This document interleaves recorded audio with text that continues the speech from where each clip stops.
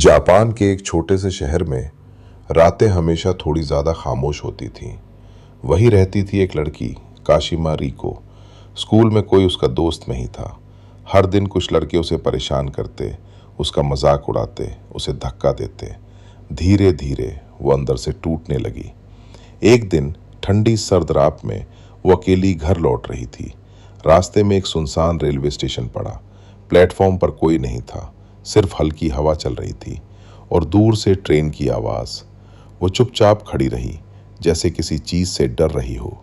तभी पीछे से कदमों की आवाज़ आई, तक तक तक। उसका दिल जोर से धड़कने लगा।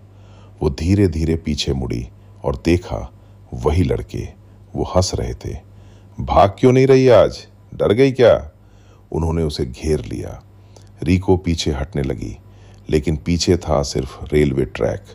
अचानक एक लड़के ने उसे जोर से धक्का दिया। वो सीधे पटरी पर गिर गई। उसने उठने की कोशिश की, लेकिन तभी एक तेज रफ्तार ट्रेन उसकी तरफ बढ़ रही थी। उसकी आंखों में डर था, चीख निकलने ही वाली थी और फिर सब कुछ खत्म। उस रात के बाद शहर में अजीब घटनाएं होने लगीं। लोग कहते थे, रात के समय रेलवे स्टेशन के पास एक अजीब सी आवाज सुनाई देती है, टेके टेके टेके, जैसे कोई चीज जमीन पर घिसट रही हो। पहले किसी ने विश्वास नहीं किया, लेकिन फिर एक आदमी रात में घर लौट रहा था। जैसे ही वो स्टेशन के पास पहुंचा, उसे वही आवाज सुनाई दी, टेके टेके।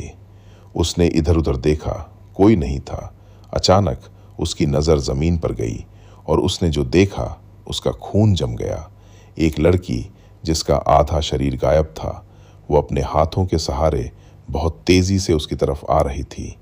उसकी आंखें खाली थीं, चेहरा खून से सना हुआ, और वो सिर्फ एक ही आवाज निकाल रही थी, टेके टेके। वो आदमी भागने लगा, लेकिन वो चीज उससे भी तेज थी। कुछ ही सेकंड में वो उसके बिल्कुल पीछे थी। और फिर अगले दिन उस आदमी की लाश मिली, 2 हिस्सों में बटी हुई। लोगों ने कहना शुरू किया, ये काशिमा रिको की आत्मा है, जो अब बदला लेने के लिए भटक रही है। कहते हैं, अगर तुम रात में अकेले हो और तुम्हें ये आवाज सुनाई दे, टेके टेके, तो कभी पीछे मत मुड़ना, क्योंकि वो तुम्हारे बहुत करीब हो सकती है। और अगर उसने तुम्हें देख लिया, तो तुम भी उसकी तरह बन जाओगे।